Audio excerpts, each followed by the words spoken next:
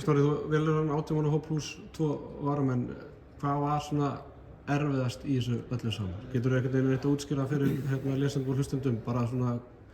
Já, það er ekki leyndarmál. Það var bara mjög erfitt og leiðilegt að skilja Stíven og Sigvalda eftir.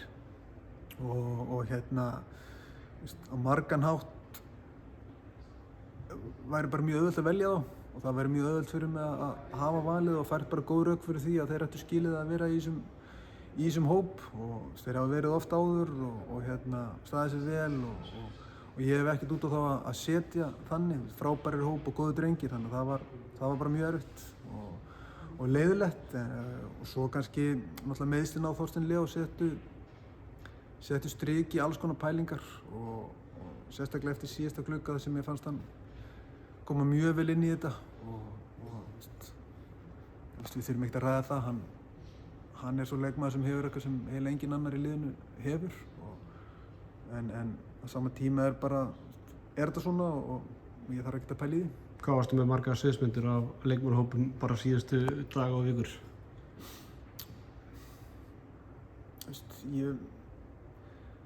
Þú ert með svona, þetta eru svona 22 leikmenn sem þú svona veltir hvað mest fyrir þér og já, ætli sé ekki, en það er svo ótrúlega margt sem fer í gegnum hugan og svo margt sem þú pælir í og ég held að þeir sem kannski hafa verið svona í þessum sporum með öðru þjálfara,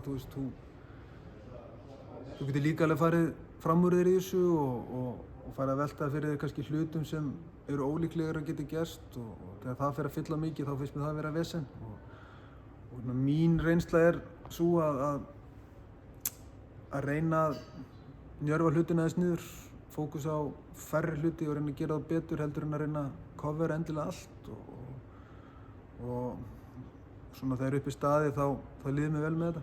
Hver var síðasta ákvörðun varðandi hópinn og hvenær var svo ákvörðun tekin? Hún var bara tekin, hvað hefur þetta að fundið? Ég hringdi út liða á þriðjudaginn. Hvað var það síðasta sem þú þurftir að taka ákvörðun á? Var það hornamennirnir? Já, engin spurning.